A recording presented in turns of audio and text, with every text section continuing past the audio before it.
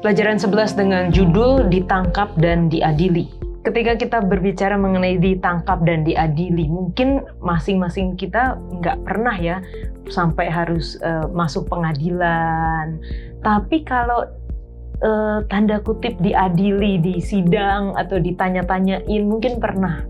Apa sih, pernah nggak, dan seperti apa kejadiannya? Tadi pertanyaan pertama, ketika kita diadili, ketika kita ditanya-tanya, pasti ada rasa takut ya. Dan itu juga pasti yang dirasakan oleh Petrus. Ketika dia ditanya-tanya, ketika dia di sidang, dia merasa takut dan akhirnya menyangkal. Nah, apa yang harus kita lakukan agar kita tidak seperti Petrus yang ketakutan dan menyangkal ketika kita harus mempertahankan iman kita?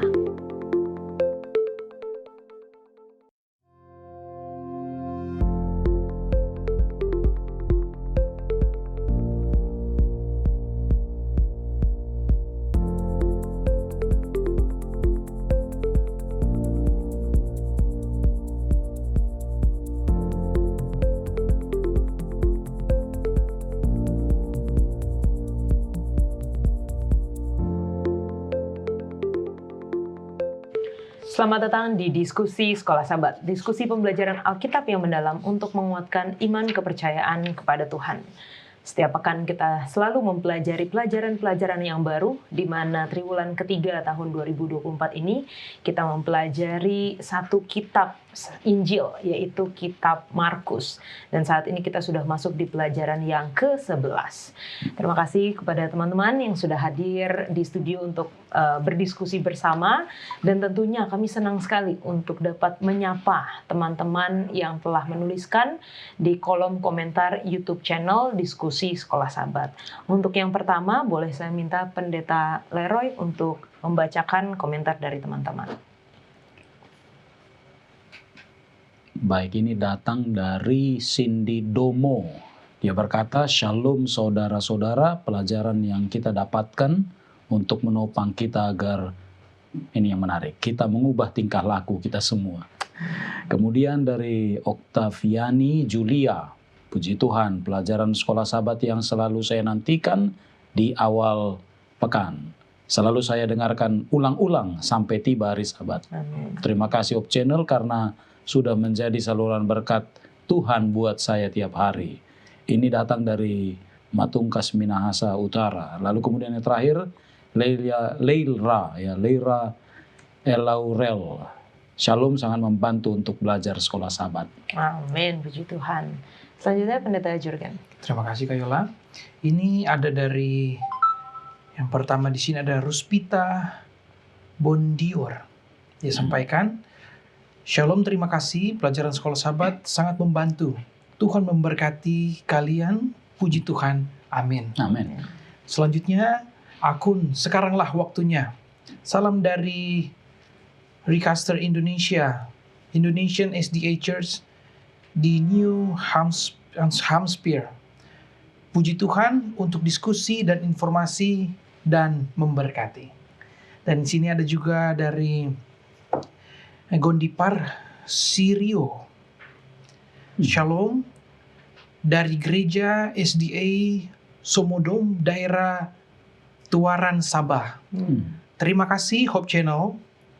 Diskusi pelajaran sekolah Sabat sangat mengangkat dan mudah dipahami bagi saya sebagai paham pada diskusi dalam kelas setiap Sabat di gereja kami. Puji Tuhan, semoga Hope Channel dapat menjangkau setiap pelosok dunia. Amin." Amin. Yang terakhir Iin, boleh bacakan? Ada dari Niko Tomeke. "Puji Tuhan, kami dari cabang Sekolah Sabat Desa Barataku, Kecamatan Loloda Tengah. Kami sangat dikuatkan ada pelajaran sekolah Sabat yang disampaikan narasumber. Karena sekolah Sabat adalah jantung rohani buat kami keluarga. Tuhan Yesus memberkati." Selanjutnya ada dari Adi Miftah. "Puji Tuhan, sangat membantu kami belajar sekolah Sabat."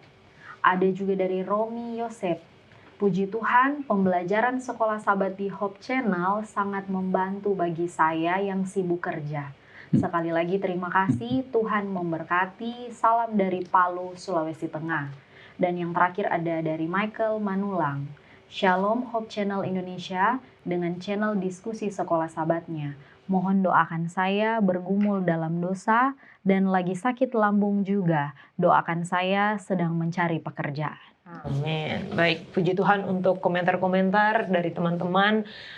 Senang sekali ya bisa mendengar, membaca bagaimana program ini dapat bermanfaat baik di dalam keluarga, di dalam jemaat, juga yang sudah menunggu-nunggu dari awal pekan dan terus diulang-ulang sampai hari Sabat. Wah, luar biasa, puji Tuhan. Belajar tiap hari. Iya, betul. Membantu dalam itu juga yang sibuk pekerjaan, Ya. dengar juga diskusi sekolah sahabat kita. Dan tentunya walaupun kita sudah hampir di akhir dari pelajaran, masih ada sisa, bukan sisa ya, tapi masih ada stok buku sekolah sahabat yang dapat kami berikan kepada pemirsa sekalian yang rindu untuk belajar bersama dengan kami. Dan walaupun mungkin baru menyaksikan di pelajaran kali ini, tapi Anda bisa mengikuti dari pelajaran pertama di YouTube channel Diskusi Sekolah Sahabat. Jadi bahannya itu ada dari buku ini, buku Kitab Markus seperti yang saya pegang, dan silahkan untuk menghubungi nomor call center Hope Channel Indonesia untuk mendapatkan buku ini secara cuma-cuma. Sepanjang pelajaran kita di pekan ini kita akan melihat bagaimana di dalam pasal 14-16 Kitab Markus itu dikenal sebagai narasi kesengsaraan. Ceritanya dimulai dari bagaimana Yesus bersama dengan murid-muridnya melakukan perjamuan Paskah dan juga akhirnya ditangkap dan diadili.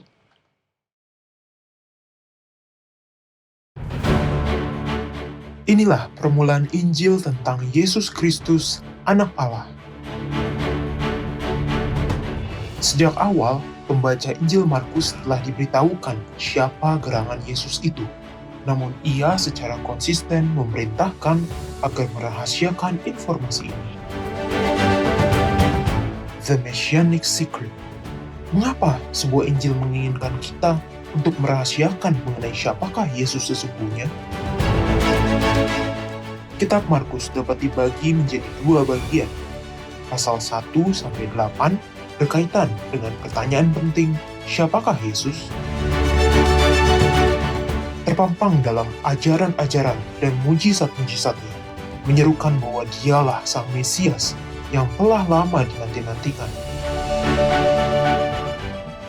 Bagian kedua dari Injil ini menjawab pertanyaan lainnya, kemanakah Yesus pergi? Jawabannya mengejutkan para pengikutnya yang berpikir Sang Mesias akan menaklukkan Roma dan mendirikan kerajaan Israel yang kuat. Bukan, Yesus sedang pergi menuju salib, cara kematian yang paling tercela dan memalukan di dunia Romawi. Yesus bergumul di Getsemani.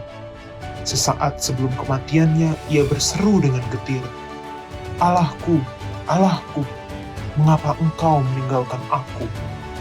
Itulah kegelapan yang Kristus alami sebagai harga dari keselamatan kita. Sebuah kisah yang sangat luar biasa. Perkataannya, perbuatannya, tindakannya berbicara atas nama mereka sendiri mengenai kehidupan dan kematian Yesus dari Nazaret.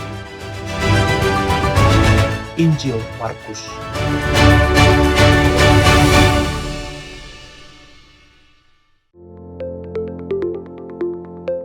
Pelajaran 11 dengan judul Ditangkap dan Diadili.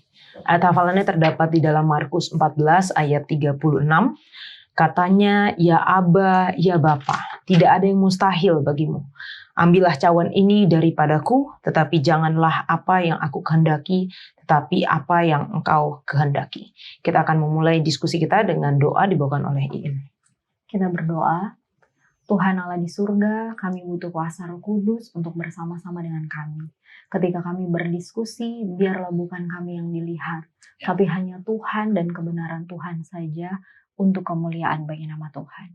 Pada saat ini juga Tuhan, kami mau berdoa untuk saudara Michael Manulang dalam keadaan kurang sehat. Kami yakin Tuhan akan memberikan jamahan tangan Tuhan yang penuh kasih. Tuhan berkati makanan, minuman, obat-obatan, upaya untuk memperoleh kesembuhan.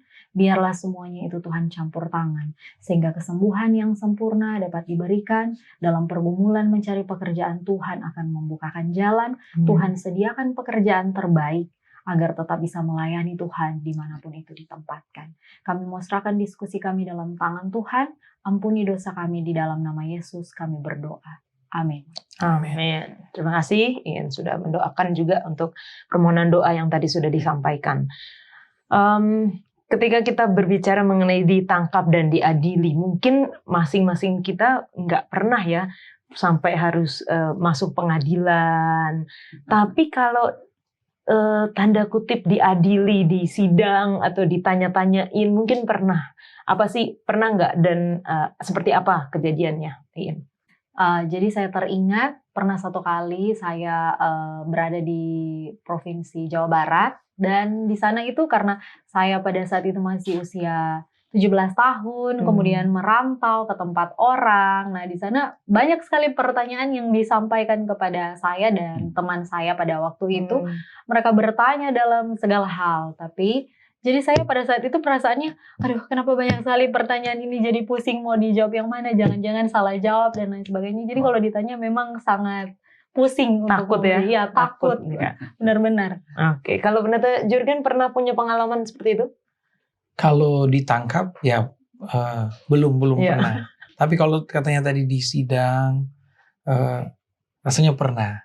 Nah, kita kan ikut kuliah ya, Sir ya, Kayola. Nah, ini juga kita kuliah ada skripsi. Ada namanya sidang. Nah, itu kita di sidang. Jadi apa yang kita sudah tulis, apa yang kita sudah persiapkan, kita harus mempertanggungjawabkan itu. Nah, di saat mempertanggungjawabkan itu ada pertanyaan-pertanyaan yang disampaikan oleh dosen, dan rasanya mungkin ini situasi agak berbeda. Tapi kalau waktu di sidang kemarin, saya berdiri sampaikan materi yang di sidang. Ini kenapa? Ini kenapa? Dan itu rasanya sungguh-sungguh sangat jantung berdebar-debar, rasanya takut. Sebenarnya jawabannya sudah tahu, tapi karena panik. Jadi itu mungkin pengalaman di sidang itu luar biasa. Tapi kalau secara pribadi, waktu itu sementara di sidang, walaupun sebentar saya memang sangat panik, tapi karena punya tujuan yang agar supaya tamat, ya harus dijalani ya. Jalani. Mungkin mungkin berhubungan juga dengan pelajaran kita, walaupun ada pergumulan yang Yesus rasakan, tapi Dia tahu ada tujuannya untuk kita semua. Dan kita aja kalau sebagai manusia pasti deg-degan ya, pasti takut, pasti sama seperti ayat hafalan itu, kayak aduh kalau bisa Tuhan ambil cawan ini gitu ya. Dan seperti yang tadi sudah saya bacakan bahwa di dalam pasal ini dikenal dengan narasi kesengsaraan ya, Pastor ya. Bagaimana pendeta bisa menghubungkan ini dengan pelajaran kita? Pendeta Leroy. Ya, istilah passion ya. Ya, jadi kan ini kurun waktu 1 pekan. Ya. Dan di dalamnya Yesus terlihat sangat menderita. Bukan saja karena penderitaan itu sendiri, tapi karena merefleksikan penderitaan yang akan dia lalui. Di mana juga dilihat bahwa para murid kelihatannya belum siap. Ya. Bukan karena tidak diberi informasi, tapi memang karena nggak mau terima. Ya, sulit mereka untuk menerima kenyataan ini. Karena ekspektasi mereka tentu saja berbeda. Mereka berharap agar mereka bisa menemukan Tuhan mereka atau guru mereka menjadi penguasa, dan tentu saja mereka akan kecipratan. Tapi ternyata bukan itu yang terjadi. Nah, itulah sebabnya ini menjadi satu istilah disebut narasi kesengsaraan atau pekan kesengsaraan. Ya, berangkat dari kata Latin ya, passio, ya, sengsara. Oke, thank you Pendeta. Nah, kalau kita buka di dalam Markus 14, pelajaran kita akan mencakup Markus 14 dan 15 ya.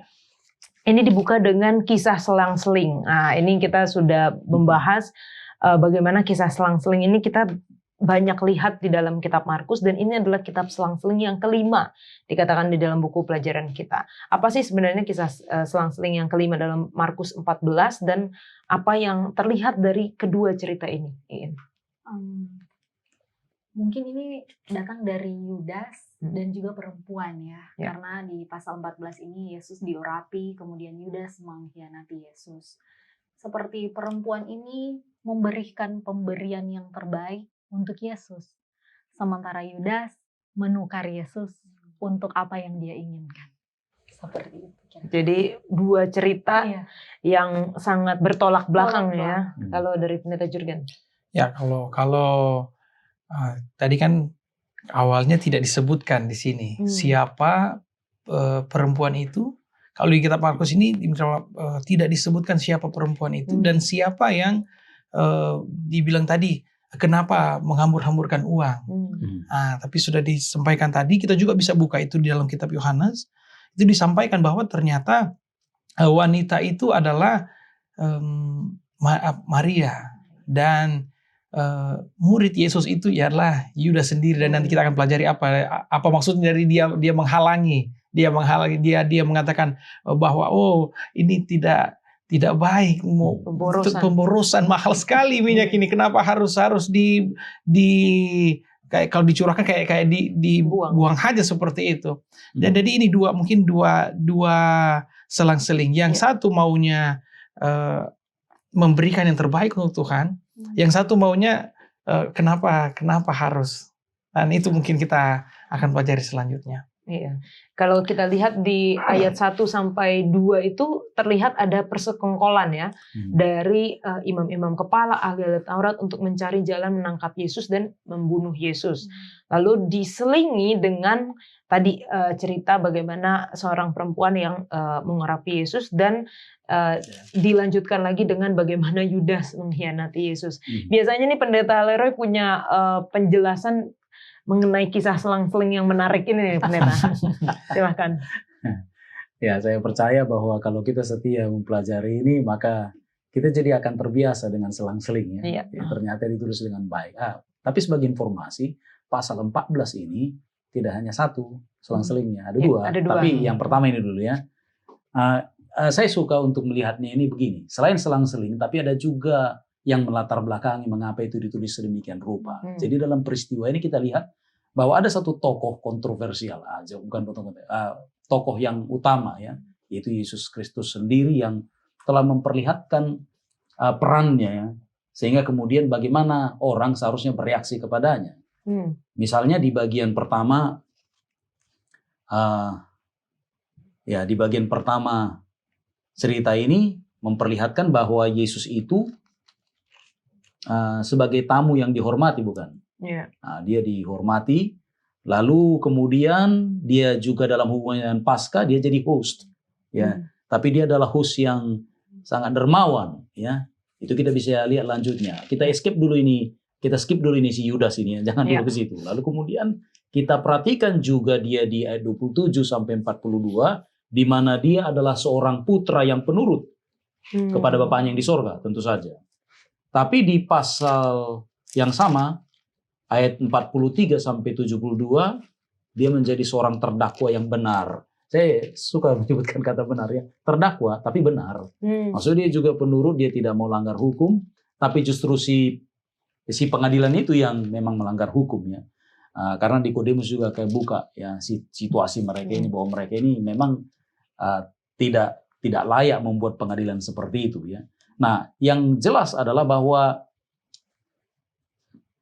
apa saja yang diperlihatkan oleh Yesus di pasal ini kemudian mendapat reaksi ya, dan kemudian ditulislah selang-seling ini ya, yang memperhadapkan antara di Injil lain mungkin disebut namanya ya, tapi di sini disebutkan tanpa nama. Sementara ada yang satu punya nama. Seharusnya yang diberi nama harusnya terhormat dong ya. Kalau kita sebut nama orang kan enaknya kalau kita cerita yang baik tentang dia. Kalau yang tak punya nama, yang jelek aja kan begitu. Tapi ini kontras jadinya, dibalik-balik ya. Ini yang dipunya, yang beri nama, justru ini yang ya artinya mencengkelkan bukan gitu. Sementara yang satu tanpa nama, tapi dia ini menjadi tokoh yang diangkat Yesus dan akan diperlihatkan dalam nubuatan di kemudian hari bahwa dia harus disebut tanpa nama. Ya. Tapi kita tahu siapa akhirnya dia, kan begitu. Iya, betul pendeta. Nah, karena pendeta sudah singgung itu, kita bisa lihat juga ceritanya ini di buku kitab Injil lainnya. Salah satunya Yohanes yang menyebutkan bahwa dia adalah Maria ya. Tetapi kalau di Yohanes itu dia mengurapi kaki dan menyeka dengan rambut. Sedangkan kalau di dalam kitab Matius dan Markus disebutkan bahwa dituang dari kepala, begitu pendeta. Apakah ada latar belakang atau hal yang kita perlu tahu mengenai pengurapan seseorang? Kok tiba-tiba ada perempuan yang datang mengurapi Yesus gitu pendeta? Ya, saya mau katakan, tapi mungkin ada klarifikasi sedikit ya. Memang gesture-nya sepertinya kita bisa katakan, karena kita bicara apa ya? Bicara istilah-istilah yang penting ya, karena ranah teologi namanya. Ya. Ini bukan pengurapan. Oke.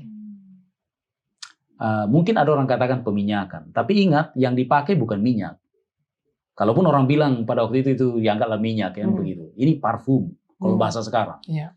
Yang digunakan parfum ya. Jadi ini bukan pengurapan karena ini wanita. Ya kan? Bukan, jangan marah ya.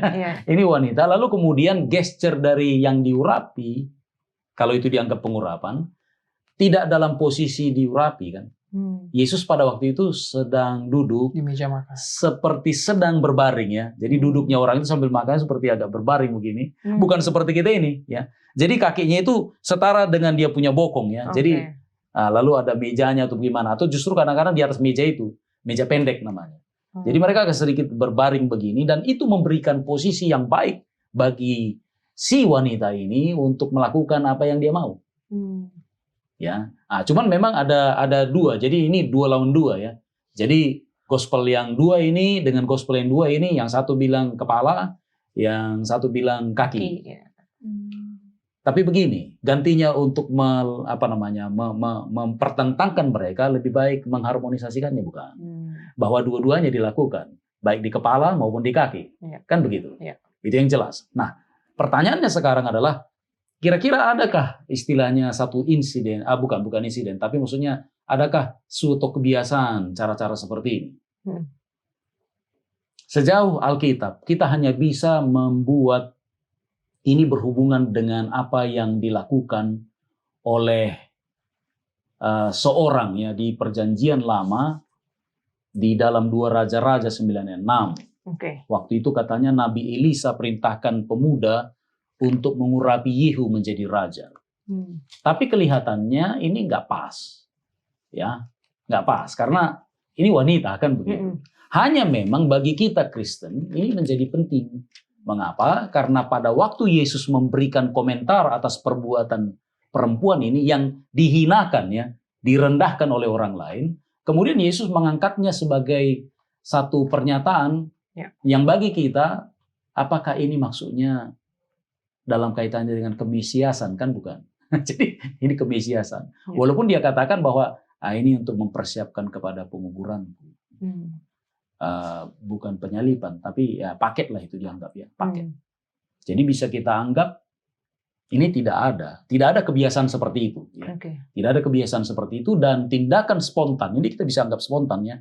Tindakan spontan yang dilakukan oleh wanita ini jelas-jelas memperlihatkan kepada kita bahwa itu adalah sukacitanya dalam menyampaikan. Dia respect luar biasa. Ya. Dan saking luar biasanya pemberiannya itu menjadi kontroversi. Nah ini yang menarik. Nah mungkin saya bisa tambahkan juga, Yesus kan ditangkap, diadili, dikasih makan juga mungkin. Lalu diludahi lagi segala macam. Tapi saya percaya, apa yang dilakukan oleh perempuan ini membuat Yesus kita itu berbau harum. Walaupun disalib sampai kepada kematiannya. Karena apa? Perbuatan wanita ini. Ya, jadi ini mesianik kalau begitu. Ya. Tapi tidak dalam istilah pengurapan, tapi kemudian Yesus hargai. Ya. Karena Yesus ini seringkali membuat sesuatu yang kita tidak lihat, tapi dia bisa lihat. Dan dia berikan semacam apresiasi kepada yang kita buat itu lebih daripada ekspektasi orang. Demikian. Luar biasa penjelasan pendeta. Wah, saya juga baru kepikir ya, memang kalau kita pakai parfum aja yang mahal mungkin ya, yang sekarang itu bisa tahan berapa hari, Yap. hanya berapa semprot ya. Yap. Ini satu botol mungkin Dari kepala lagi. dari kepala sampai Bukan kaki. di badan, ini di Wah. kepala sini. Wah, luar biasa memang. Dan tadi seperti yang disebut oleh pendeta bahwa tindakan dari wanita ini sangat signifikan. Bahkan Yesus sampai mengatakan bahwa sesungguhnya di mana saja Injil diberitakan di seluruh dunia, apa yang dilakukannya ini akan disebut juga untuk mengingat dia. Apa maksud dari perkataan Yesus ini? Iya. Kalau dari pemikiran simpel ya, Hmm. Injil adalah kabar baik. Hmm. Dan kabar baik itu adalah Yesus itu sendiri. Sehingga ketika orang mendengar tentang Yesus, cerita tentang perempuan ini akan terkenang. Akan teringat, oh iya, pernah ada seorang perempuan yang memberikan pemberian terbaik untuk Yesus pada saat itu karena mahal harganya. Dan itu akan terus diingat sepanjang masa. Amin. Neta. Baik, terima kasih. Jadi kalau berbicara tentang, atau saya mau kutip sedikit tadi bilang ada yang di kepala, ada yang bilang di kaki. Nah itu kan ada Markus yang sampaikan, ada Yohanes yang sampaikan. Mereka adalah penulis Alkitab yang berbeda-beda. Mereka memiliki latar belakang yang berbeda-beda. Jadi artinya di saat Markus menulis, dia memiliki sudut pandang. Apa mungkin pada waktu Markus dia sampai di bagian kepala sampai. Kalau Yohanes, yang dia tangkap, seperti sudah sampaikan pendeta luar tadi, ya itu bisa ya kita gabungkan, bukan berarti berbeda, tapi tetap sama. Karena kita tahu semua di Alkitab ini tidak ada yang berbeda. Kalaupun kita saring Alkitab ini, ya tetap kita dapatkan Yesus Kristus. Nah, jadi itu sebenarnya semua sama. Dan berdasarkan yang ini tadi, baikkah itu perempuan yang lakukan itu? Nah, ini kita mau melakukan hal yang sama juga. Di sini pakai sudut pandang Markus. Nah, Markus menulis apa yang dilakukan oleh wanita ini baik. Kenapa? Dia tekankan juga itu di dalam Markus 14 ayat yang ke-6. Tuhan berkata, Markus yang menulis tapi ada kata Yesus di sana. Di sana. Tapi Yesus berkata, biarkanlah dia, mengapa kamu menyusahkan dia? Ia telah melakukan sesuatu perbuatan yang baik kepadaku. Jadi artinya, tadinya kan saya sudah sampaikan sedikit, ada Yudas, ya kita sudah tahu ya, murid Yesus yang menghalangi agar jangan sampai pemborosan. Nah, tapi Tuhan bilang, kenapa kamu menghalangi dia? Dia melakukan sesuatu yang baik. Sudah dijelaskan oleh pendeta Leroy, Kain juga, memang benar baik yang dilakukannya itu. Karena dia lebih mempersiapkan Tuhan lagi, diminyaki, betul ya, dikasih itu semua karena akan mati, akan disalibkan untuk kita semua umat manusia yang berdosa. Dan itu pun dianggap baik oleh Tuhan, bukan suatu pemborosan Tuhan anggap itu, tapi sesuatu yang baik. Bahkan selanjutnya disampaikan, dia berkata bahwa kamu dapat melakukan hal yang baik bagi orang miskin. Nah, dalam Markus 14 juga ayat yang ke-7, karena orang-orang miskin selalu ada padamu dan kamu dapat menolong mereka bila mana kamu menghendakinya, tetapi aku tidak akan selalu bersama-sama dengan kamu. Jadi maksudnya begini, ada seperti kembali pertanyaan di awal tadi, ada apa tadi yang pertanyaan pertama yang silang itu ya. Nah, ini juga terjadi, silang itu terjadi di mana di saat wanita itu berbuat baik, harta kan ini ke harta semuanya, dia beli mahal untuk Tuhan. Tetapi yang satu ini dia bukannya malah berbuat baik, tapi dia mengambil suatu kesempatan untuk mendapatkan keuntungan, yaitu dengan dia menjual Tuhan ya. Kita semua tahu ceritanya. Dan Markus 14 ayat 9 juga disampaikan, aku berkata kepadamu, sesungguhnya di mana saja Injil diberitakan di seluruh dunia, apakah yang dilakukannya itu akan disebut juga mengingat dia. Sudah dijelaskan oleh Kain tadi. Jadi ya semua yang baik, Injil itu Yesus Kristus, sudah disampaikan juga pendeta Lore tadi. Baik, Mungkin terima kasih penjelasannya pendeta. Dan kita bisa baca juga ya di dalam buku Sekolah Sahabat kita ada permainan kata baik yang ditulis oleh Markus. Wah, ini kalau kita cuma baca sekedar gitu aja nggak sadar ya, tapi begitu disampaikan di dalam buku Sekolah Sahabat kita, oh iya, ini menunjukkan satu ironi yang sangat terlihat secara kontras gitu. Nah, teman-teman, karena diskusi kita semakin hangat ini, jangan kemana-mana karena kita akan kembali lagi setelah yang satu ini.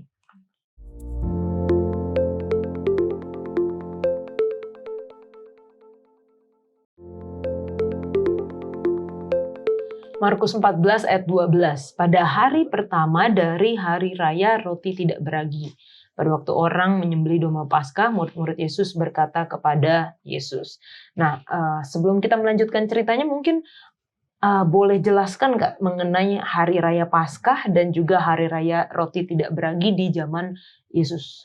Iya. Kalau hari raya Paskah dan roti tidak beragi, mungkin kalau ceritanya datang dari Alkitab, dimulai dari keluarnya bangsa Israel dari tanah Mesir ya. Tuh. Dan itu menjadi suatu tradisi yang dirayakan berulang-ulang dari saat itu terjadi pertama kali di zaman Musa sampai kepada zaman Yesus. Masih terus-menerus diulang. Jadi untuk mengingat keluarnya bangsa bangsa Israel dari Israel. Mesir. Pastor. Nah, sudah dijelaskan, itu sudah disampaikan memang benar. Dan pada perjamuan ini, roti tidak beragi ini, kita harus tahu bahwa ini pun adalah hari pertama roti tidak berbagi. Artinya hari pertama sebelum ada perjamuan itu ada upacara roti tidak beragi. Sudah dijelaskan Kak In tadi, ini semua perjamuan ini dan sebelum ke perjamuan ada roti tidak beragi, Yesus meresmikan ini sebuah acara peringatan yang baru. Jadi ini new, memang sudah ada dilakukan, tapi ini yang baru. Ini merupakan suatu transisi dari Paskah Yahudi dan yang akan berlangsung keluarnya itu tadi kan disampaikan orang Israel dari tanah Mesir itu keluar dan umat perjanjian Allah dan ke Sinai. Mungkin lebih jauh lagi, mungkin itu dulu yang bisa saya sampaikan. Natalerai. Ya, Paskah. Ini soal makan dan juga soal minum. Kan? Iya. Jadi bukan hanya makan tapi minum. Nah, kita tahu bahwa pada masa itu, ini kalau kita mau lihat in konteks ya, bahwa ada 3 kelompok yang mempunyai kehausan, tetapi berbeda kehausannya. Ya, kalau orang Yahudi, ya mereka ini haus akan kebenaran dan mau hidup seperti orang legal ya, bahwa legal kebenarannya kan. Sementara kita juga tahu bahwa rakyat jelata punya kehausan tersendiri, yaitu mereka tidak mau legalisme ini pada akhirnya membuat mereka tidak menikmati sukacita dalam kebenaran, bukan? Itulah sebabnya mereka haus akan sukacita beragama tapi bersukacita. Sementara bangsa itu secara kelompok ya artinya mereka ini haus akan Mesias. Sekiranya datang Mesias untuk melepaskan kita dari penjajahan. Dan kita tahu juga bahwa seringkali bahwa hari Paskah ini dan roti beragi ini karena dianggap satu paket ya. Jadi bulan yang jadi di mana ini dirayakan masih tetap sama, yaitu bulan pertama untuk Paskah itu tanggal 14. Nah, besoknya tanggal 15 mulailah perayaan hari raya beragi. Tapi itu bukan hanya 1 hari. Itu 7 hari, berarti sampai tanggal 21 ya, 15 ya, kira-kira begitu ya.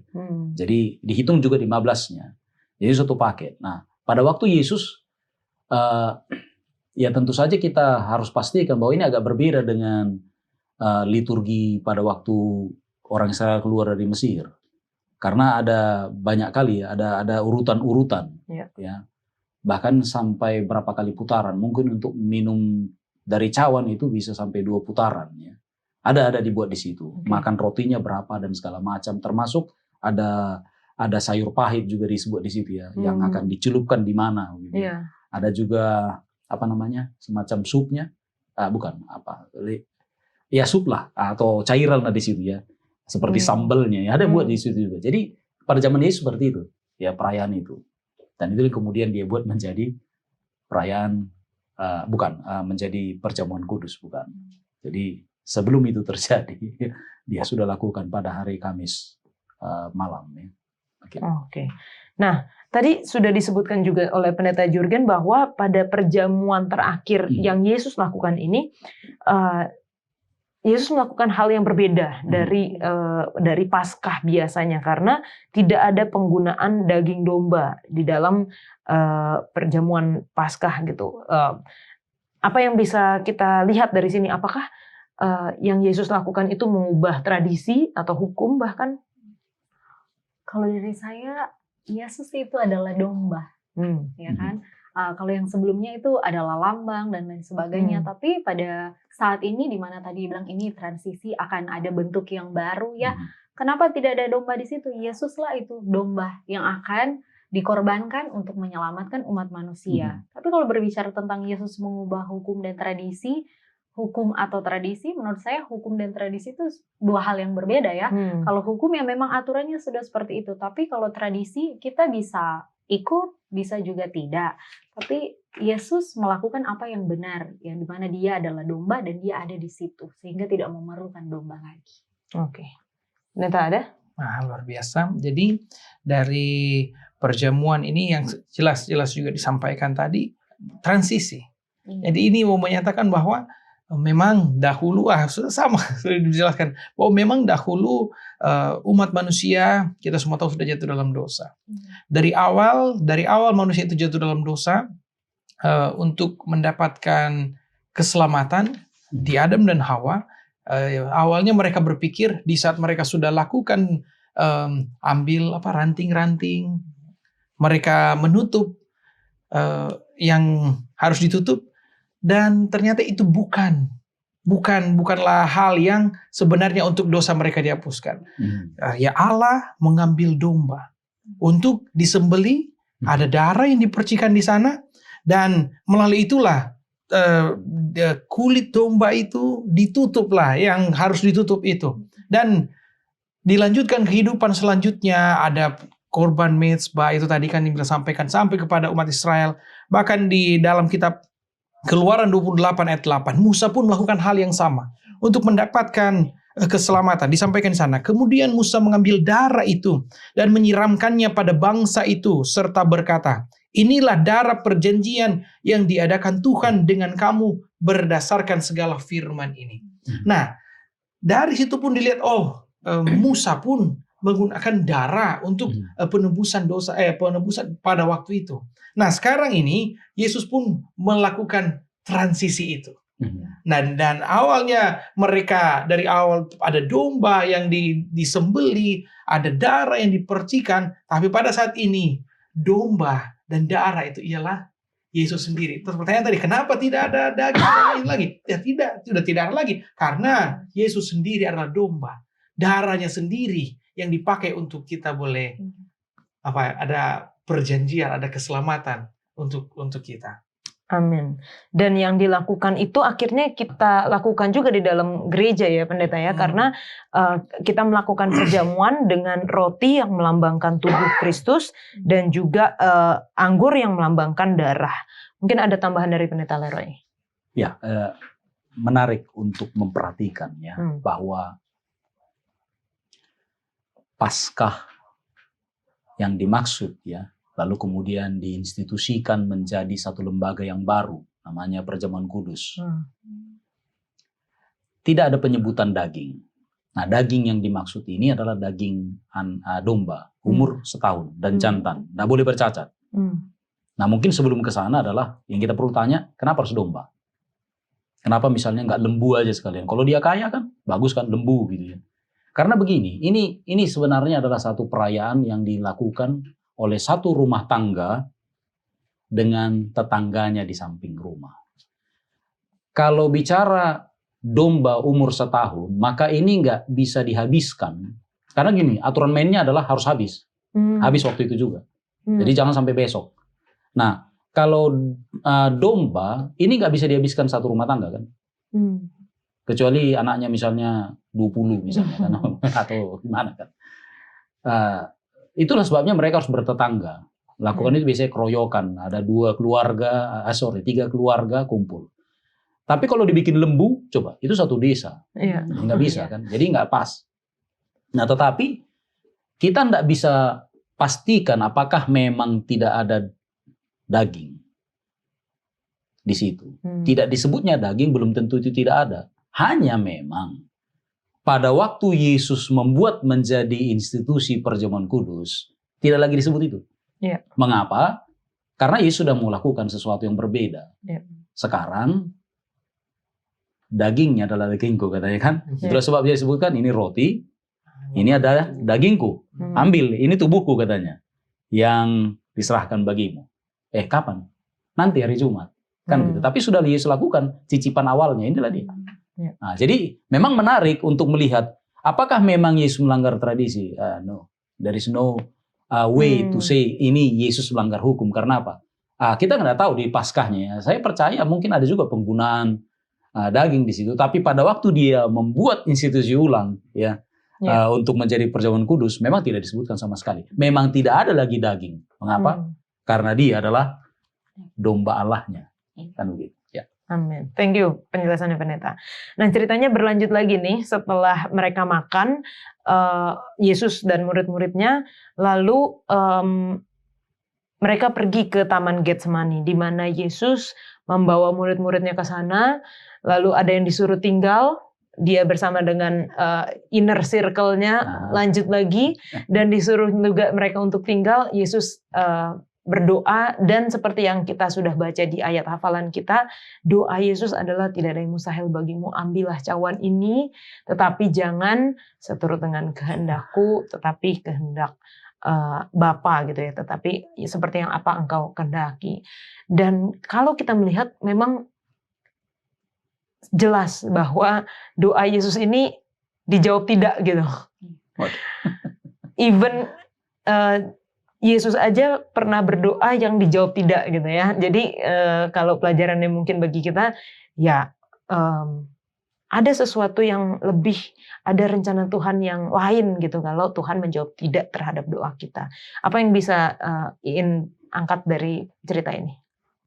Waktu Yesus berdoa seperti itu, saya berpikir mungkin Yesus ini adalah 100% Allah, tapi Yesus juga adalah 100% manusia. Ya, sebagai 100% manusia, ya wajar kalau kita punya rasa Tuhan saya tidak mampu, Tuhan saya tidak sanggup. Mungkin pada saat itu pun Yesus sementara dalam 100% manusia mengutarakan isi hatinya, mengutarakan pergumulannya, dan seperti yang kita tahu bahwa jawabannya adalah tidak. Jadi walaupun dia menutup doanya dengan apapun yang Bapa kehendaki, itulah yang terjadi. Yaitu dia meminta kehendak Bapa saja yang terjadi. Ya, dalam kehidupan juga kadang-kadang Tuhan menjawab tidak. Tuhan menjawab tidak, dan rasa kecewa itu luar biasa ketika Tuhan menjawab tidak pada apa yang kita minta. Tapi belajar dari sini, kalau doa Yesus pada saat itu dijawab dengan ya, saya dan saudara-saudara mungkin tidak dapat kesempatan untuk ke surga. Itulah maksud Tuhan di balik semua itu.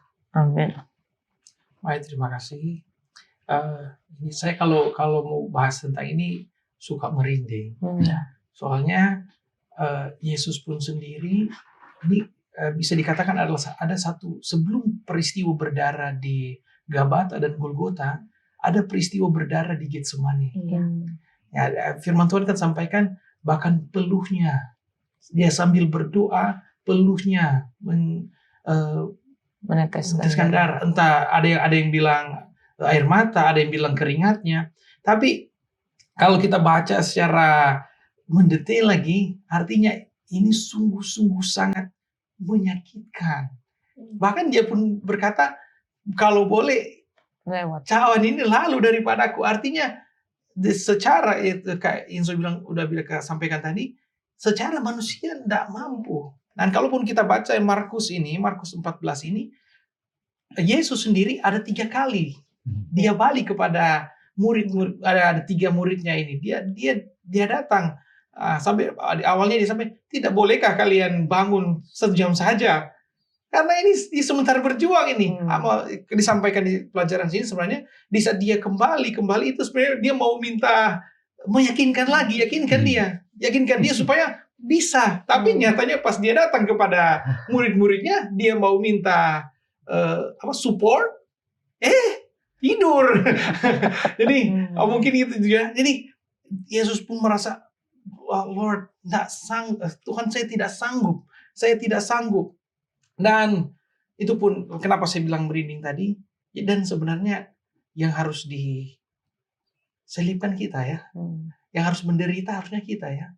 Tapi dia sebagai manusia 100% dia mau menderita untuk kita. Sudah disampaikan kayak ini tadi. Seandainya Allah mengatakan, ya doamu dikabulkan, apakah ada janji untuk kita ke surga? Tidak ada. Karena ini harus dipenuhi.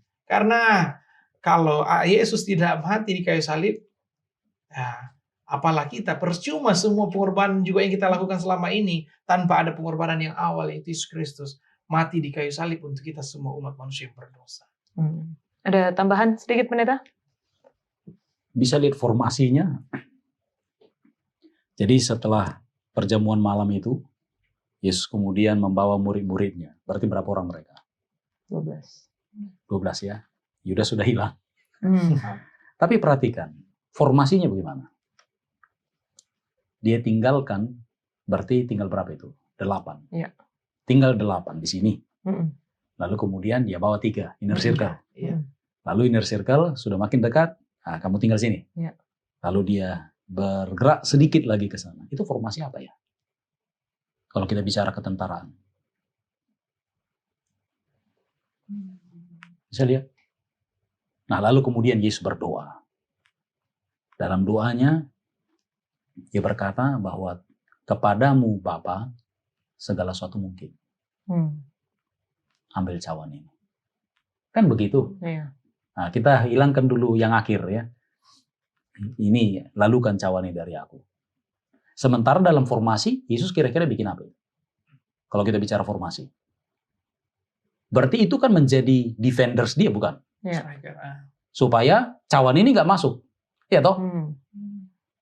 Jadi Iya, sebenarnya ini bisa dilihat ya, bahwa artinya kita harus jeli melihat cerita ini. Lalu kalau boleh kita bikin posisi-posisi, kita bisa bayangkan ini peristiwanya. Tapi menariknya adalah Yesus kemudian menutupnya dengan kata-kata, dia katakan, tetapi bukan kehendakku yang jadi, tapi kehendakmu. Dia siap kan? Bahkan bisa ingat bagaimana Yesus hanya sekali ngucap waktu menjawab, apa yang terjadi dengan ini musuh-musuhnya. Terjajar terbelakang kan? Hanya dengan ngomong loh. Nah, jadi bisa kita katakan bahwa ini adalah penggenapan apa yang yang dinyatakan oleh Yesaya, bahwa dia seperti seekor domba yang keluh, yang membiarkan dirinya atau bahkan dia sendiri yang menyerahkan diri kepada mereka, bukan? Jadi benar bahwa dalam satu sisi ini seperti tidak dijawab, benar ya, tidak dijawab duanya.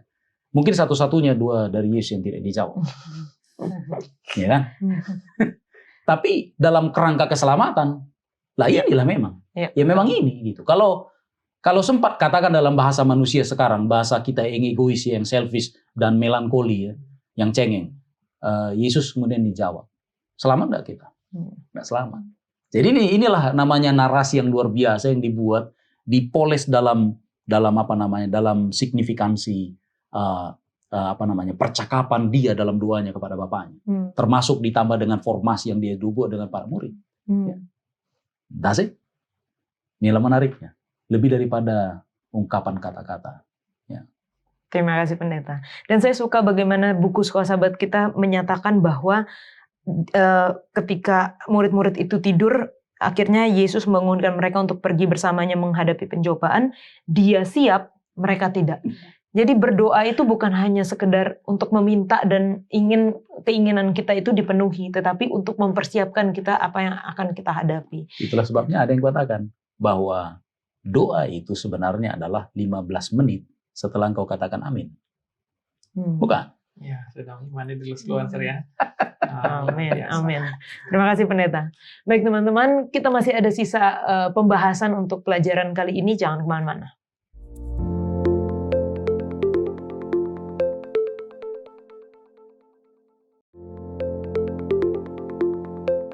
Ini sudah masuk di cerita yang mengesalkan bagaimana Yudas mengkhianati Yesus.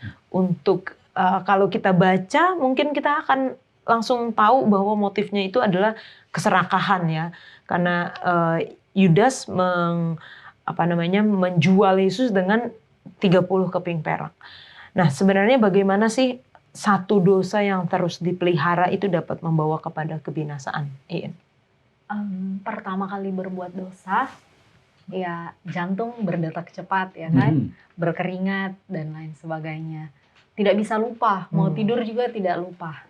Tapi kalau kedua kali sudah mulai menurun, detak jantung itu sudah tidak terasa sekeras yang pertama. Begitu semakin sering-sering diulang, lama-lama sudah tidak ada rasa apa-apa. Dan sesuatu yang sebenarnya dosa sudah tidak dirasakan sebagai dosa lagi.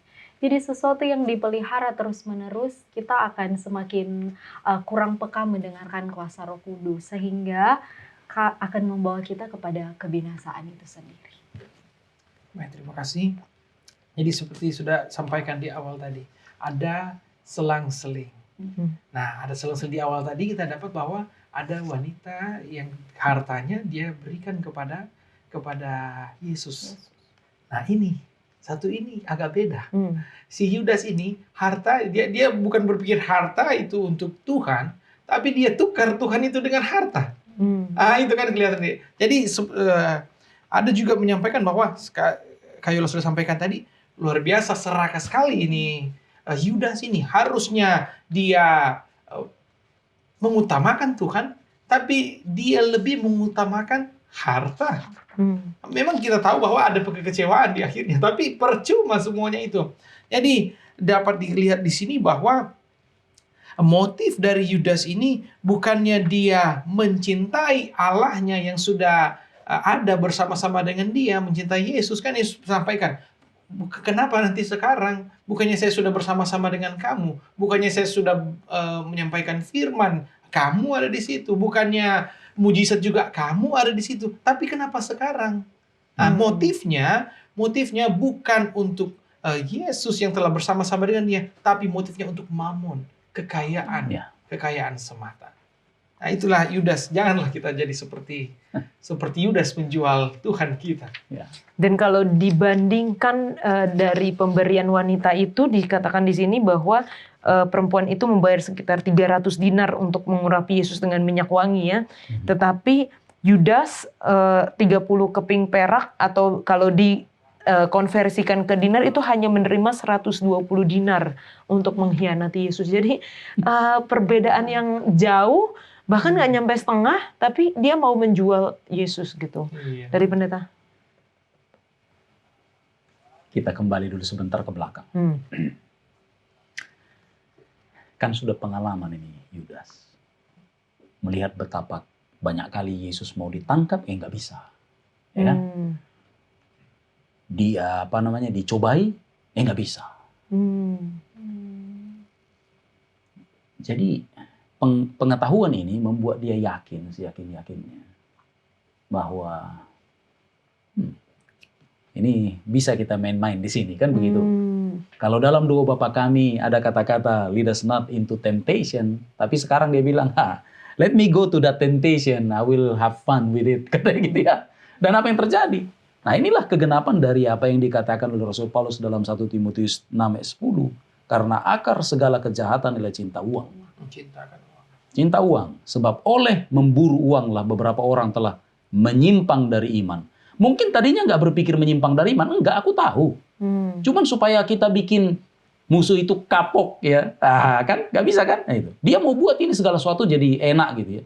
Kan sudah jelas, berkali-kali dia sudah buktikan dirinya tidak bisa tersentuh oleh manusia, ya kan?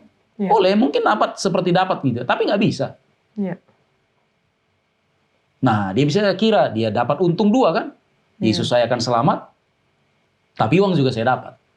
Kan begitu. Itulah sebabnya kita bisa menjadi menjadi yakin seyakin-yakinnya ketika pada akhirnya Yudas sendiri yang membongkar persekongkolan itu.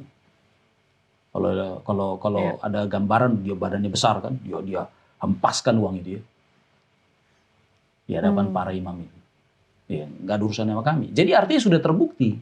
Kan begitu, ada persekongkolan jahat kan. Dan bukan itu maksud dia. Dia bukan sedang mau masukkan Yesus mati, enggak. Yang dia masukkan adalah dia dapat uang, dia dapat untung. Ya kan? Dengan cara seperti itu. Jadi jual-jualan begitu ya.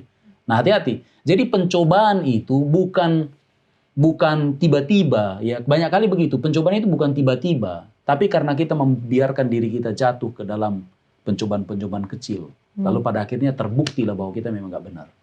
Ya. Jadi yang kecil-kecil itu mungkin nggak terlalu kelihatan ya, tapi itulah yang menggiring kita kepada pencobaan yang pada akhirnya membuat nasib kita, ya kau tamat di situ. Wah, luar biasa. Kita harus hati-hati sekali berarti ya di dalam keseharian kita.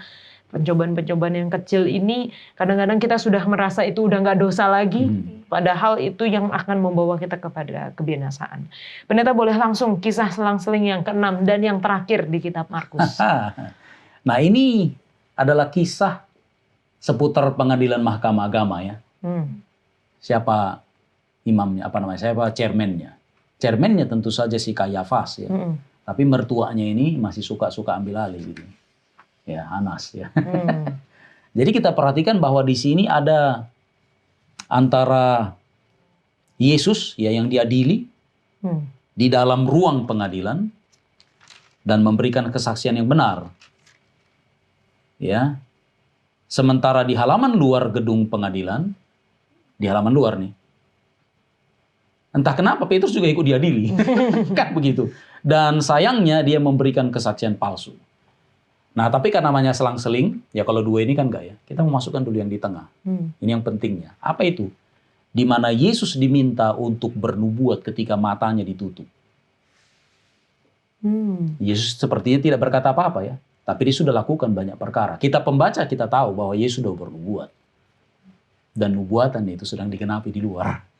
Di mana? Dalam diri Petrus. Yang seharusnya adalah orang yang akan akan membela Yesus mati-matian ya. Tetapi justru itulah luar biasanya nubuatan Yesus. Dia malah tahu, dia Mesias. Dia nggak main-main ya. Ketika dia nyatakan dan digenapi dalam diri Petrus di luar pengadilan. Ya sayangnya orang kan terbatas dalam memandang ya. Dia kira Yesus nggak bisa bernubuat. Yesus sudah bernubuat, walaupun tutup mata. Kan begitu. Itu yang terjadi. Jadi itu selang-selingnya. Ya. Oke, luar biasa pelajaran-pelajaran yang kita bisa dapatkan. Mungkin satu pertanyaan terakhir. Tadi pertanyaan pertama, ketika kita diadili, ketika kita ditanya-tanya, pasti ada rasa takut ya. Dan itu juga pasti yang dirasakan oleh Petrus. Ketika dia ditanya-tanya, ketika dia di sidang, dia merasa takut dan akhirnya menyangkal. Nah, apa yang harus kita lakukan agar kita tidak seperti Petrus yang ketakutan dan menyangkal ketika kita harus mempertahankan iman kita? Pertanyaan yang sulit ya, karena kita tidak berdiri sebagai Petrus pada saat itu. Ya, saya dalam pengalaman pribadi saya rasa takut itu biasa, tapi sesuatu yang salah dilakukan ketika kita tidak bisa mengendalikan rasa takut itu. Ketika rasa takut menguasai terlalu banyak, ada langkah-langkah gegabah yang dibuat. Itulah sebabnya mungkin kalau ditanya, ya saya pun belum mempraktekannya, tapi akan mencoba mempraktekannya. Ketika menghadapi rasa takut, tenangkan diri dulu. Tenangkan dulu supaya jangan gegabah mengambil langkah agar tidak salah di dalam mendapatkan hasilnya. Oke. Terima kasih. Kalau memposisikan diri kita sebagai Petrus, tentunya sangat sulit. Ya. Karena siapa yang kan diketahui bahwa di saat mereka menangkap Yesus, Petrus awalnya bukan bilang saya tidak tahu, tapi dia ambil pedang, dia berperang melawan, bukan berperang ya, maksudnya dia tapi Yesus pun menyuruh jangan seperti itu, karena memang dia harus disalibkan. Nah, setelah itu pun artinya awalnya Petrus fighting, tapi karena Tuhan sendiri yang bilang, dan untuk menggenapi nubuatan Tuhan kan bilang, Petrus, kan Tuhan sampaikan, Yesus sampaikan, ada yang akan menjual aku di antara kalian. Dia bilang, oh bukan saya. Tapi di saat ke Petrus, Yesus pun berkata, Petrus, sebelum ayam berkokok 2 kali, engkau sudah menyangkal aku 3 kali. Nah, kalaupun di saat seperti itu kita ada posisi seperti itu, jangan lupakan Tuhan kita yang kan itu di akhir juga Petrus setelah nubuatan itu terjadi, dia bilang, oh Tuhan, ternyata benar saya menyangkal engkau, padahal katanya enggak mau saya menyangkal. Jadi mungkin satu hal yang kita pastikan ialah di saat sekarang kita mengaku sebagai pengikut Tuhan, mari kita jadi pengikut Tuhan hari ini sampai selesai. Jangan ada masalah, sedikit aja, mundur. Oh bukan. Saya bukan pengikut Tuhan, saya pengikut titik-titik ya gitu. Harus sekarang dan sampai selama-lamanya. Ya. Karena Tuhan pun berkata, di saat engkau bertahan sampai akhir, engkau pun ada bersama-sama di kerajaan surga. Oke. Dan menariknya ayamnya berkokok 2 kali ya. Artinya seharusnya Petrus mendengar kokokan yang pertama dan menjadi peringatan. Oh iya ya. Insiden. Ini udah yang pertama ini. Harusnya saya segera berbalik dari yang pertama ini. Jangan sampai yang kedua terjadi gitu. Pendeta. Ya, kita tahu bahwa ada 4 motif yang mendasari orang bergerak dan bertindak. Khususnya untuk hal-hal yang seharusnya kita harus lakukan, tapi ada banyak tantangan. Yang pertama, betul-betul yang pertama ya, ini kita bicara tentang apa yang paling kuat. Pertama, ketakutan. Takut, rasa takut. Itu membuat orang bergerak. Nah, di bawah itu, harapan. Kita punya harapan. Oke, apapun terjadi, ya tapi karena ada harapan, kan begitu. Kemudian ada yang disebut namanya dengan iman. Keyakinan. Kita punya keyakinan bahwa ini bisa berhasil. Walaupun sulit, tapi saya yakin ini bisa berhasil. Ya masalahnya yang kasih, seperti yang 1 Korintus 13:13 itu justru yang di bawah. Kasih. Realitanya begitu. Kita bukan bicara idealisme ya. Kita bicara tentang fakta di lapangan.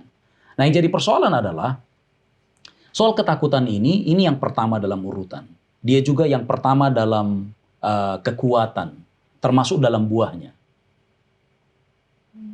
Ya, itulah sebabnya banyak kali kita bertindak itu karena takut. Hanya begini, untuk mengantisipasinya adalah, bolehkah kita, seperti yang Amsal bilang, bahwa permulaan hikmat itu adalah takut juga. Tapi takut siapa? Kan begitu. Bukan takut apa, tapi takut siapa. Bukan siapa kecil, siapa besar. Itu siapanya adalah Tuhan. Percayalah, takut akan Tuhan akan membuat kita nggak takut apapun. Amin. Iya. Persoalannya adalah, karena kita nggak takut sama Tuhan, maka kecoa pun kita takut, contohnya ya. Hal kecil membuat kita takut. Kenapa? Karena kita nggak takut Tuhan. Nah, jadi orang nggak bermain-main dengan di sini ya. Jadi Petrus ini, kan hunus pedang itu kan membutuhkan keberanian, bukan? Iya. Tapi kan dia melakukan itu sudah jelas ya. Ini masalah satu, ego ya satu. Yang kemudian kedua, Yesus masih di situ. Kan Yesus bermukjizat, bisa tengking orang kan begitu ya, bisa usir setan. 2.000 babi mati ya. Legion, bayangkan. Itu bukan satu setan, banyak.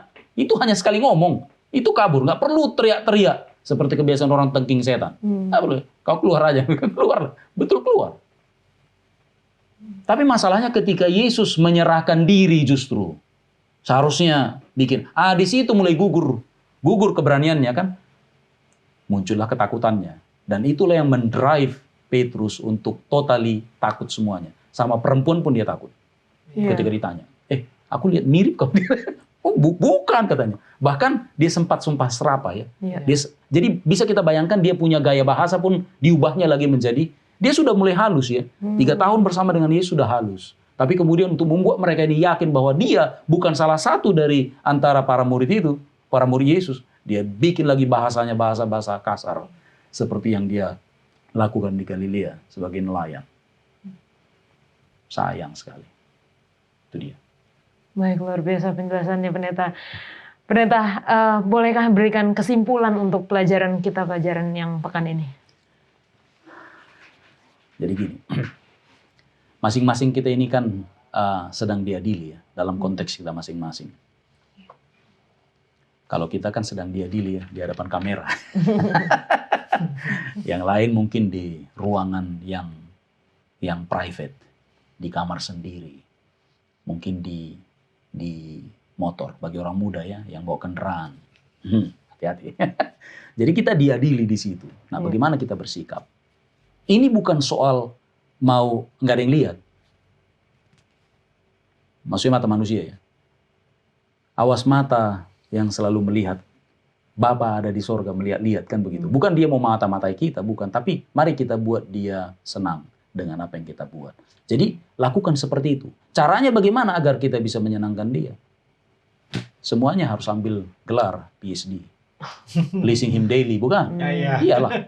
Jadi dan itu tidak bisa kita lakukan kecuali kita punya hubungan yang mantap dengan dia.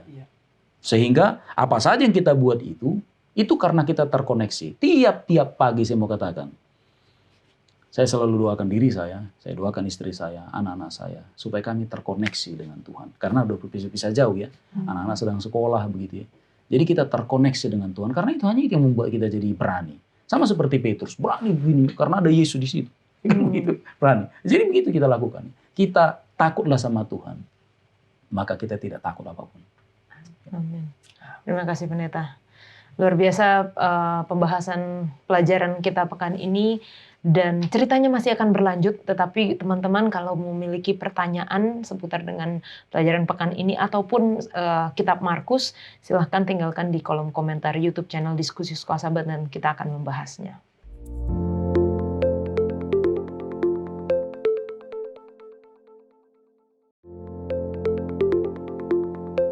Saat ini kita masuk dalam sesi tanya jawab, tentunya bersama dengan Pendeta Alberto Tolalesi. Terima kasih Pendeta. Terima kasih Kak Yola. Untuk waktunya di tengah kesibukan menyempatkan waktu untuk menjawab pertanyaan dari teman-teman yang telah menuliskan di kolom komentar YouTube channel Diskusi Sekolah Sahabat. Untuk yang pertama ada pertanyaan dari Linda Sihombing. Mau tanya Pendeta tentang Markus 10 ayat 9-12 di mana ada tertulis apabila terjadi perceraian lalu istrinya menikah kembali dengan orang lain, siapakah yang berzinah di sini? Apakah hanya perempuan yang telah bercerai itu saja atau turut juga suami yang baru? Dan apabila ada pendeta yang memberkati pernikahan tersebut, apakah diperbolehkan? Lalu apakah orang yang menyaksikan pernikahan tersebut turut berbuat dosa? Thanks untuk pencerahannya, Tuhan memberkati. Agak banyak ya pertanyaan ini Pendeta. Silakan. Satu pertanyaan rangkap beberapa ini. Baik, terima kasih. Terima kasih Saudari Linda Sihombing. Baik, kita baca ya, terutama mungkin di dalam ayat Markus 10 ayat 11 sampai 12. Boleh Allah bacakan? Ayat 11, lalu katanya kepada mereka, barang siapa menceraikan istrinya, lalu kawin dengan perempuan lain, ia hidup dalam perzinahan terhadap istrinya itu. Dan jika si istri menceraikan suaminya dan kawin dengan laki-laki lain, ia berbuat zina. Oke. Ayat yang sama, yang paralel dengan itu, coba boleh kita lihat supaya Matius 5 ayat 32. Matius 5 ayat 32. Di sini dikatakan, tetapi aku berkata kepadamu, setiap orang yang menceraikan istrinya kecuali karena zina, ia menjadikan istrinya berzinah. Dan siapa yang kawin dengan perempuan yang diceraikan, ia berbuat zina. Baik, terima kasih. Jadi kita lihat di sini ya, bahwa ketika seseorang menceraikan atau bercerailah dengan pasangannya, bukan karena zina. Ingat ya, itu memang penekanannya di dalam kitab Matius. Markus nggak ulas itu, tapi Matius ulas. Bukan karena zina. Jadi artinya dia berpisah, lalu akhirnya berpisah atau bercerai, lalu pasangannya itu menikah dengan pria lain, atau dia menikah dengan wanita lain, itu zina. Nggak boleh. Atau ceritanya, misalnya contoh, yang berzina adalah pihak wanita. Lalu pihak wanita itu berselingkuh. Lalu laki-laki ini kan tidak. Wanita itu menikah dengan pria lain, itu dalam kondisi zina, baik dia maupun juga pria itu. Dalam kondisi zina, itu Alkitab yang bilang, Yesus yang katakan, ini perkataan-perkataan Yesus. Bila mana kita baca Markus dan kita baca Matius, kalau misalnya dalam bahasa Inggris ini diwarnai merah, ini perkataan-perkataan Yesus. Yesus yang katakan itu bahwa itu zina. Jadi tidak bisa. Lalu, apakah pendetanya diperbolehkan nggak menikahi orang yang tidak layak nikah menurut Alkitab? Karena begini, pernikahan di dalam gereja kita ini menyatakan bahwa ada dua sisi, seperti mata uang ada dua sisi. Yaitu sisi yang berkaitan dengan agama, yang harus memang memenuhi syarat agama, artinya syariat agama. Yang kedua adalah memenuhi hukum positif. Karena kita adalah negara hukum, maka karena pernikahan adalah sebuah proses atau sebuah peristiwa ikatan hukum. Jadi harus memenuhi kedua syarat ini. Jadi contoh syarat yang tadi, misalnya dia sudah cerai oleh pengadilan, tapi bukan karena zina. Lalu dia menikah dengan pihak lain, dia tidak memenuhi syarat agama, maka dia berzina. Lalu ada pendeta yang melakukan pemberkatan nikah ataupun mendoakan nikah bagi yang bersangkutan, itu tidak boleh. Itu dikenakan disiplin pendeta tersebut. Bagaimana bagi yang hadir? Kan banyak juga yang nggak tahu. Betul. Ya nggak bisa kita samaratakan bahwa semuanya sepertinya mendukung presiden. Banyak juga yang nggak tahu. Banyak juga yang nggak tahu. Mungkin kalau yang tahu, tapi dia betul-betul tahu bahwa itu nggak boleh, lalu dia melawan, itu memang dia menentang Tuhan. Tapi kalau dia nggak tahu, apa salahnya dengan kondisi seperti itu? Terima kasih. Berarti kalau pendetanya benar-benar harus cari tahu ya pendeta? Oh ya? iya, makanya ada konseling pranikah. Oke. Makanya kalau misalnya dia datang dari tempat lain, maka kita harus minta rekomendasi dari tempat di mana dia berasal. Apakah dia layak nikah secara agama, yang pertama, dan kedua, dilihat secara hukum. Terima kasih Kak Yola. Baik, terima kasih Pak Pendeta untuk penjelasannya. Oke, pertanyaan yang kedua datang dari Eva Jo. Mengapa 12 murid Yesus hanya laki-laki, tidak ada perempuan? Terima kasih. Pertanyaan yang paling menarik ini, Saudari Eva, luar biasa. Ini tuntutan kaum Hawa ini. Kenapa cuma laki-laki doang? Itu muridnya Yesus. Ya memang itu yang tercatat ya. Dan memang kita ini ada timur, itulah yang terjadi. Tapi bila mana kita lihat kitab Markus mencatat peranan perempuan sangat luar biasa. Ya. Coba boleh baca dulu. Di dalam Markus 15 ayat 40 sampai 41. Markus 15 ayat 40 dan 41. Ada juga beberapa perempuan yang melihat dari jauh. Di antaranya Maria Magdalena, Maria ibu Yakobus muda dan Yoses, serta Salome. Mereka semuanya telah mengikuti Yesus dan melayaninya waktu ia di Galilea. Dan ada juga di situ banyak perempuan lain yang telah datang ke Yerusalem bersama-sama dengan Yesus. Lihat ini, Markus juga mencatat peranan perempuan sangat besar di dalam Injil. Jadi baik laki-laki maupun perempuan sangat besar peranannya. Tuhan minta kita semua berperan. Ya ada banyak tokoh-tokoh perjanjian baru ya yang dicatat di dalam surat-surat Rasul Paulus. Contohnya ya, saya mau ambil satu saja ya. Ini Roma 16 ayat 1 sampai 2 mencatat tentang Febe. Boleh tolong dibaca? Roma 16 ayat 1 sampai 2.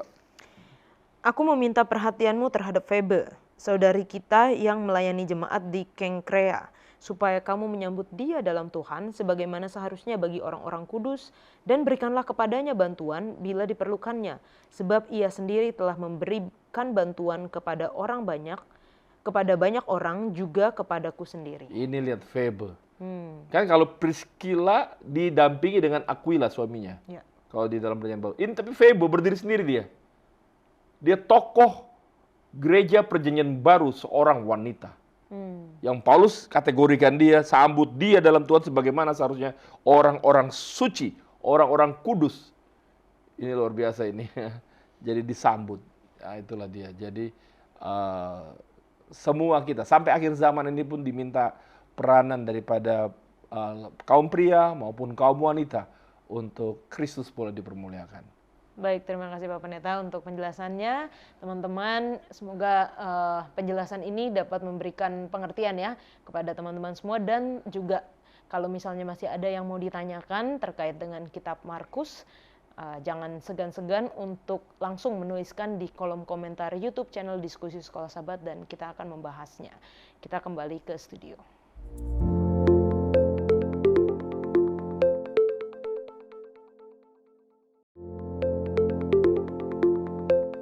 Untuk menutup diskusi kita akan berdoa dipimpin oleh Pendeta Leroy. Baik, kita berdoa. Bapa kami yang di sorga, kami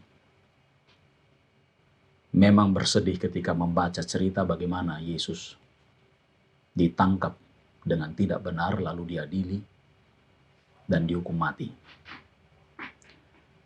Namun karena dia adalah guru kami, guru agung, dan juga Tuhan kami, sebagaimana yang dia juga katakan melalui nubuatan bahwa para pengikutnya juga banyak akan mengalami penangkapan dan juga penyiksaan, kami mau serahkan diri kami kepadamu. Izinkan kami ya Bapa mempunyai koneksi yang erat, yang intim dengan Yesus setiap hari, agar karakter dia termanifestasi dan boleh didemonstrasikan hari lepas hari dalam diri kami masing-masing. Kami rindu untuk menyenangkan Bapa Surgawi tiap-tiap hari. Kuatkan kami, perlengkapi kami, perkaya kehidupan kerohanian kami. Izinkan kami menjadi umat yang tidak cengeng. Kesengsaraan hanya akan memurnikan kami untuk lebih heran lagi oleh kuasa Tuhan dalam mewartakan Injil kekal ini, termasuk dalam menyampaikan perbuatan perempuan yang baik itu dalam meminyaki Yesus. Bapa di sorga, terima kasih karena Engkau sudah berjanji akan menolong kami ketika kami menghadapi pencobaan, bahkan mungkin pengadilan dalam hidup kami masing-masing. Di dalam nama Yesus kami berdoa. Amin. Amin. Terima kasih untuk doanya Pendeta Leroy dan juga Ian, Pendeta Jurgen sudah berdiskusi bersama. Dan biarlah pelajaran kita ini mengingatkan kita untuk selalu mau pleasing Him daily, menyenangkan Tuhan setiap hari. Dalam apapun yang kita lakukan, jangan berpikir bahwa kita tidak bersama-sama dengan Tuhan, tetapi Tuhan selalu bersama-sama dengan kita dan kita rindu untuk menyenangkan Dia. Kita akan bertemu di pelajaran selanjutnya. Tuhan Yesus memberkati.